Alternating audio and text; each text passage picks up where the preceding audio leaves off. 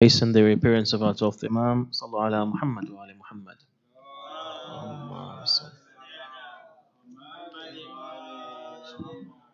There's a kind request for the brothers to just come a little bit towards me because there's a lot of space in front. With a loud salawat. Allahumma salli ala Muhammad wa ala Muhammad. There's a nice view from here. Don't be shy, please. بسم الله الرحمن الرحيم الحمد لله رب العالمين ثم الصلاة والتم التسليم على المبعوث رحمة للعالمين سيدنا ومولانا أبي القاسم المصطفى محمد اللهم صل على محمد وعلى محمد وعلى آل بيته الطيبين الطاهرين لا سيما بقية الله في الأرضين روحي وأرواح العالمين لتراب مقدمه الفداء أما بعد. We continue with our series of contemplation and tadabbur on the Holy Quran. A very quick recap about what we talked about yesterday. Okay. We talked about the first two stages of tadabbur. Actually, we reached the first, and we had reached the word hasana that I had asked the mu'mineen just to have a look about in the Holy Quran, with the different meanings of the derivatives, yani those words that are taken from hasana, like hasan, al-hasanat, al-muhsinin, ihsan, etc. Any of these words may mean. The second stage that we will also be looking at is why a particular word has been chosen for this particular meaning, and the reason behind the word being selected, not its other similar synonyms. Like, for example, the word green. Why would another word be used in the place of green? Like with the case of mudhammatan, like I mentioned from Surah Al-Rahman. So, okay. The first, just to recap from yesterday, so we talked about the first stage, the meaning of a word. First of all, we look at the root word, like for example, jinn, janana. After that, we look at the derivatives that are from the same root word, and this search engine will help you. It is a really, really good website, or any Quranic application with a good, strong search engine. We looked at the word majnoon, the words that are derived from janana. We have like majnoon, jannah, jinan, etc. And we look at the original usage. The second step is to look at the original usage of this particular word. So janana means to cover something. After that, that thing becomes invisible to you. So we look at the original usage of the word, and then we apply it to the other different derivatives. Any majnoon, jinn, etc. All of them are common in the fact that they cannot be seen. An embryo cannot be seen. The Jannah, we can't see it. It is a place full of bliss, but we can't see it. So it is blocked from our gaze and from our view. So the third step would be to interpret all of the meanings by including the original usage in it. We looked at the word khamr as well. The same thing. It is something that conceals something. So wine, it is called khamr because of the fact that it conceals a human being's intellect. Khumur, they are the head covers that cover a woman. Okay. We mentioned another example, the example of Hunafa, Hanif, etc. I won't go into that because we already talked about it, just to save time. We came to the word hasana. Okay, the derivatives, I mentioned them yesterday, the derivatives of these words: hasan, hasanat, muhsin, muhsinat, husnu ma'ab, al-husna, al-ihsan, etc. But firstly, after having looked at the root word, we come to look at the derivatives, like I mentioned. Okay, the things that are taken from this root word. What other words come from it? Secondly, we come to look at the original meaning. The original meaning, one of the original meanings is a smooth, high mountain that does not have any cracks in it. Okay? It has a strong foundation. Secondly, hasuna shay, for a thing to be beautiful. It's the opposite of ugliness, like I mentioned. We go to some of the books, there was tafsir of the Holy Quran had many levels or many different stages in history. The first stage was tafsir al-mufradat. That is to say, tafsir of the vocabulary only, of the different words. Not this tafsir in depth that we have today. So Ibn Abbas, the cousin of the Holy Prophet, he started by doing tafsir and ta'wil of the strange words of the Holy Quran by explaining them, those words that not everybody may know. Now, one of the very early books that were written during this time, during maybe I believe the third century, was Mufradat al-Raghib, first or the second or the third century. Al-Raghib al-Isfahani. He has two books: Mufradat al-Fadl Quran, the vocabulary of the Holy Quran, and the second word, Gharib al-Quran. Okay? Gharib al-Quran are those words which are strange. Type. So he mentions in this first book, Mufradat al-Quran, everything that makes one happy and is desired, either due to an intellectual or desire-related, like, for example, going to a particular place like I mentioned, or sense-related factor. Fulan, for example, likes to eat fried chicken. Okay, so this thing to him is Hasan. Hasan is something that is normally used for something that is seen as desirable by one's eyes, normal use in the Arabic language. So al-Hasan, you say Hasan to something that you see. In the Holy Quran, I mentioned that it is used for that thing you see as Hasan. You feel it with your basira, with your heart, with your insight. And this is the example. Bismillah ar-Rahman ar-Rahim. الَّذِينَ يَسْتَمِعُونَ الْقَوْلَ فَيَتَّبِعُونَ أَحْسَنَ. Those who listen to the word of Allah and follow the best interpretation of it. And they stay away from doubts and shubuhat. Type. Al-Ihsan, among the meanings of the word Ihsan now, is to do good to somebody or to do good actions. You by yourself. You are a good person. You do good actions. Imam Ali alayhi salam says, people are the sons of the ihsan, or the actions that they do or they know how to do. You say, for example, Fulan al-Fulan, he's a mechanic or he's a good mechanic. He's a good doctor, correct?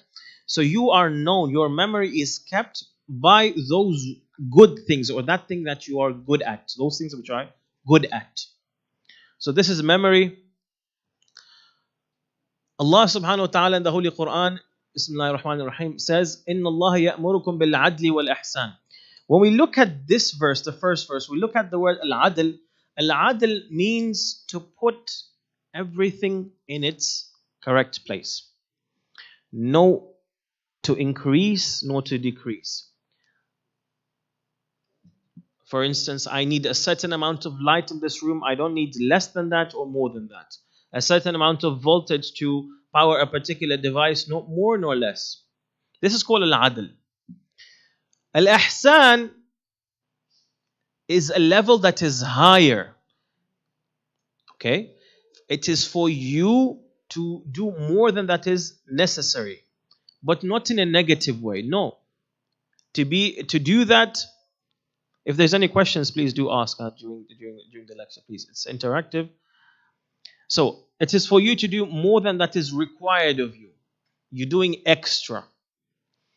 Allah subhanahu wa ta'ala, when He refers to Himself as having الَّذِي أَحْسَنَ كُلَّ شَيْءٍ خَلْقَهُ, who perfected everything that He created, He did not only give you that which me and you need to fulfill our roles in this life. He gave us more than that. Ahsan, He perfected everything. He gave us more than we may even need. Why? So that when you do fulfill a goal or when you do walk on the path of perfection, your walking is enhanced. Your seeking perfection is more powerful, is stronger. So when we say then, now after having understood this, Inna Allah yuhibbul muhsinin, al-muhsin is not only a person who does wajibat. No, a muhsin is a person who does more than that. More than what is asked of him. But upon that Hasan action, now let us go back after having looked at the etymology. Okay, at the original usage. Let us come back to the words that we started with. Some of the words. A Hasan action is one that is desired by either one's intellect or the principles of Islam. It is like a smooth mountain, lofty, without any weakness and shortcomings. Your niyyah does not have any trembling. It is a perfected niyyah. It's a strong niyyah. In addition to that, when you do a hasana, you do it well. Okay? It's not that Ardo kam karo anune bakino muki de on. No, you do it perfectly. You do it well. It is at a higher level than mere justice. Its goodness may be perceived by either the sight or the insight. Al-Muhsin, it is mentioned, Allah subhanahu wa ta'ala does not only say those who did Al-Ihsan. He says Muhsin. He uses an adjective. One who is good or who does good. This morphology, and to use the adjective from the word Ihsan, this means that someone has a habit of constantly doing good. It's not only he does it once and very well. No, it is a constant habit. Okay? Upon that, Allah subhanahu wa ta'ala promises those who do good the husna. Al-husna, al-mujazat al-husna, the best reward. The best reward, now, if I were to take that first meaning and the meaning that is mentioned in the verse of adl, comparing between adl and ihsan, I come to understand that when Allah subhanahu wa ta'ala promises those who do ihsan, promises them al-husna, that means He has promised them something that is even more higher and better than their own actions themselves. Yes, please. Mhm. Yes, the nawafil, for example. Ahsant. Yes, yes, yes. All of the mustahabbat, all actions that are considered to be either mustahab by sharia or are honorable acts by the intellect, etc. All of these are considered as ahsanat. Ahsan. Type. Stage number 2, we contemplate behind the reason of a word being chosen. Why does Allah subhanahu wa ta'ala choose a particular word? Let us start with an example. Bismillahir Rahmanir Rahim. Allah subhanahu wa ta'ala says in Surah Al-Imran, verse 40. قال كذلك الله يفعل ما يشاء قال ربي أنى يكون لي غلام وقد بلغني الكبر وامرأتي عاقر. Zakaria alayhi salam said, after supplicating to Allah Azza wa Jal because he did not have any children, my Lord, how shall I have a son while old age has overtaken me and my wife is barren?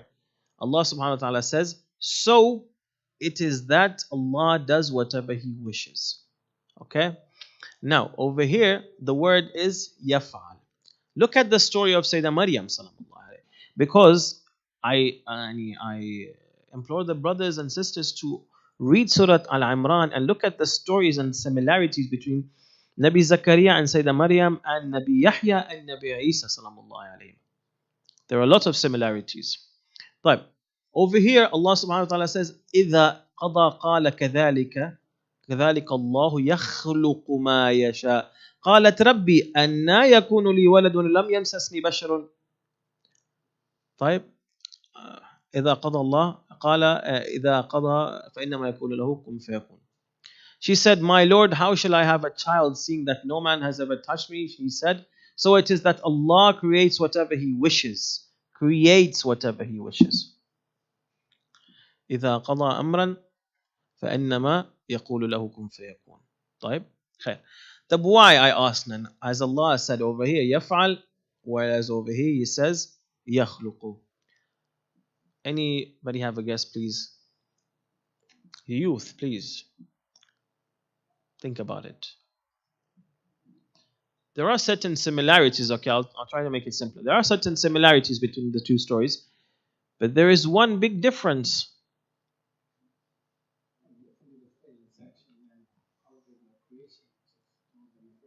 Why? But why? Any thoughts, please? Mama Sad. The thing is, first of all, when we come to this stage 2, looking at the reason behind a word being selected. First of all, let us identify. We identify a difference or a peculiarity between stories or verses that talk about similar matters. That's the first thing. So we look at the difference. With regards to Zakaria, Allah says, يَفْعَلُ He does, Maryam salamullahi alayha, yakhluq. After having looked at the difference, and we have already looked at the meanings, okay? The meanings of the verse. In this case, which is yakhluq and yaf'al, we come now to pondering over the reason. It is this. With regards to Zakaria salamullahi alayhi, the main factors that lead to a child being born, yani the presence of a mother and father, were there. However, there is something called a preventive element. Yani he was old and she was infertile. Okay? So Allah subhanahu wa ta'ala, what did He do? With a miracle, He lifted these two factors. Okay? These two elements of prevention. After that, a normal birth is possible. Upon that, Allah subhanahu wa ta'ala refers to this as an act of His. طيب. Whereas with the story of Sayyidah Maryam salamullahi alayha, the natural factors were not present. Correct? Allah subhanahu wa ta'ala, with regards to Maryam, there was no father. So Allah subhanahu wa ta'ala created Isa alayhi salam in the stomach and in the womb of Sayyidah Maryam salamullahi alayha. At that, it was a total miracle related to alam al-ghayb. Because of this action was referred to as a creation. Another example. Unfortunately, this is a little bit unreadable, but I will read it out for you. Bismillahir Rahmanir Rahim. And Surah Yusuf, verse number 81. There are two verses now over here. We compare them. When the brothers of Yusuf salamullahi alayhi, when they came with their brother Benjamin, the second time. Okay? The first time they went, it was just the 11, just the brothers. Okay? The 10 brothers. After that, Benjamin was taken. They also took Benjamin. As they were returning, the cup of the king was found in Benjamin alayhi salam's sack. So Benjamin was taken. Now upon discussing with each other, the brothers, they said to each other, now this is the word that I want you to look at. Thank you. Bismillahir Rahmanir Rahim. Irji'u ila abikum faqulu ya abana inna ibnaka saraq wa ma shahidna illa bima alimna wa ma kunna lil ghaibi hafidun. Return to your father and say, Father, your son has, until the end of the ayah. In verse number 93, after they went back to their father and they took a letter from Nabi Yaqub alayhi salam to Yusuf, okay, and Yusuf read that letter and he revealed himself to them and they apologized for what they did. At that, he told them, oh brothers, now look at this. Bismillahir Rahmanir Rahim. اذهبوا بقميصي هذا فألقوه. Question. Why did the brothers say return, whereas Yusuf said go? Were they not returning back to their father? Correct? Were they not returning back to their father? They were returning. We have to look at the verses of the Holy Quran with this level of depth. Nothing, no single word is chosen in vain. It has a purpose. What is it?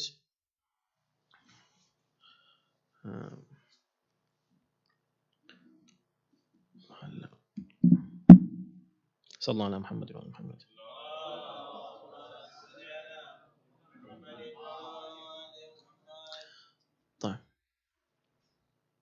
Over here now you may have seen the answer, but there's a question now.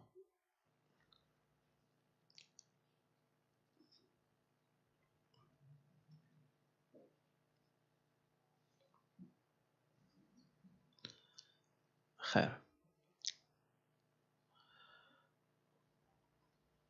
Those who can enter, please. One extra samosa for iftar.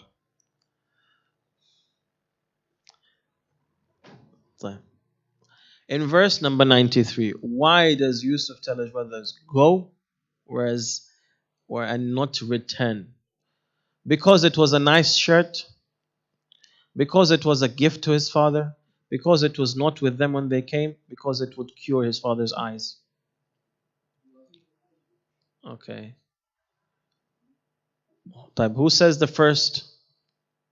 Nobody. Second, gift to his father. The third, because it was not with them when they came. Fourth, because it was curious for his eyes. Fourth. It's the third. Ahsant. It's the third. Please let's go back to the slides.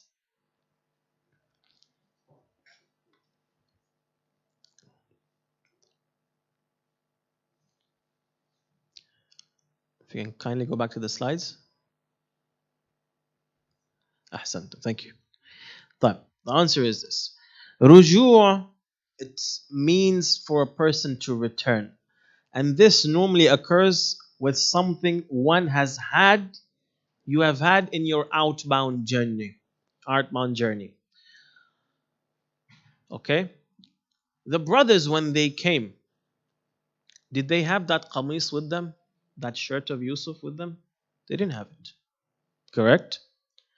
So when we use the word return, it can not be applied over here. Okay?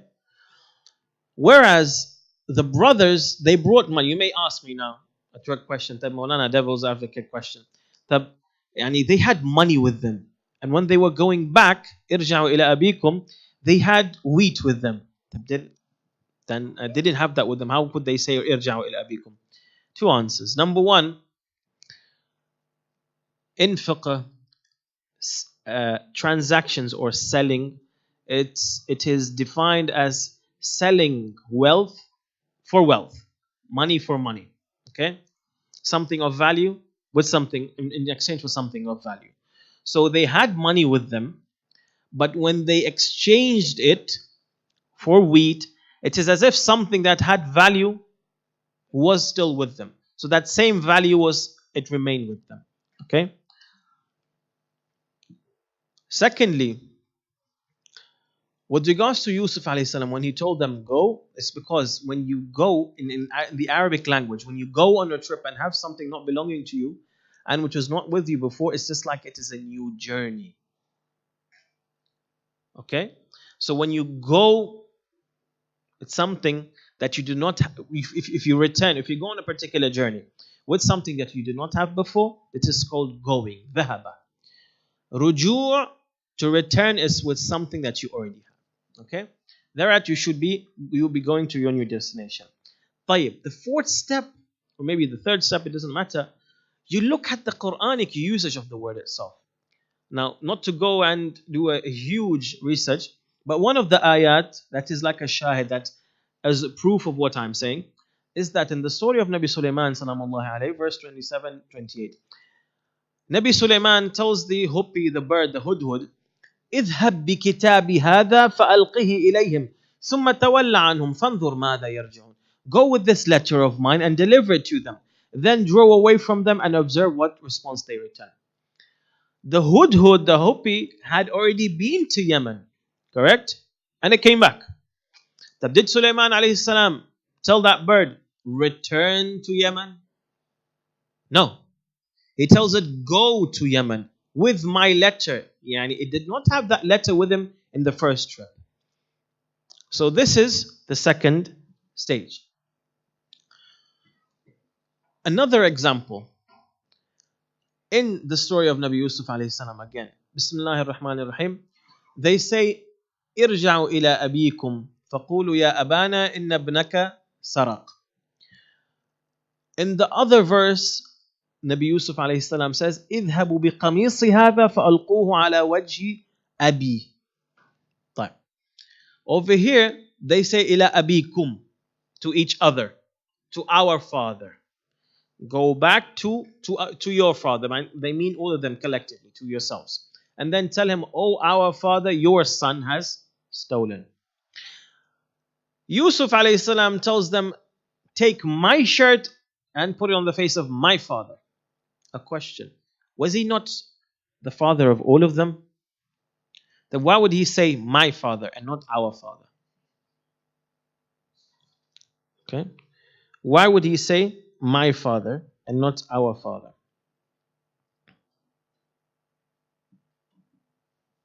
Any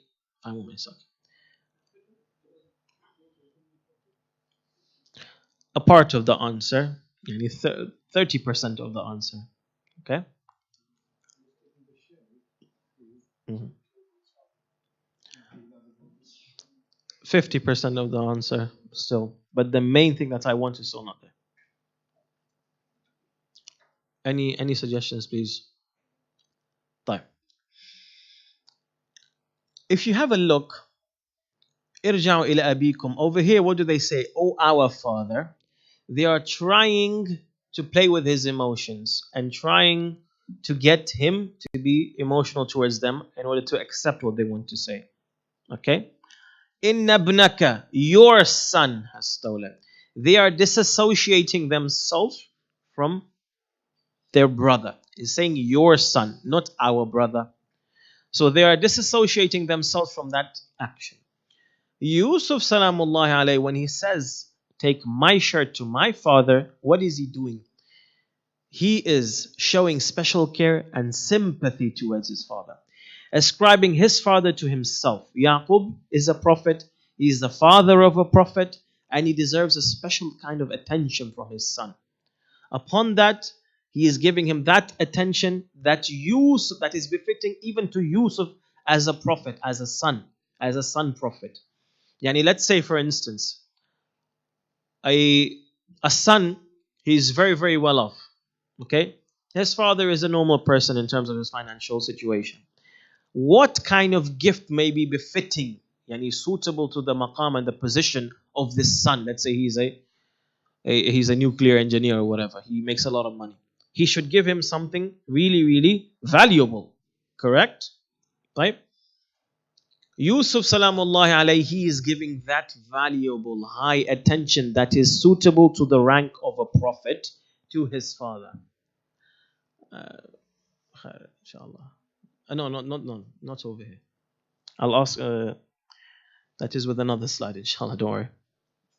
Right? With such a level of care, so that his eyesight. Why that much attention and care for his father?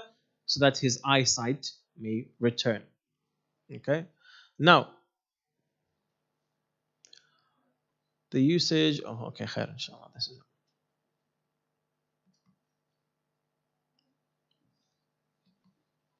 Khair.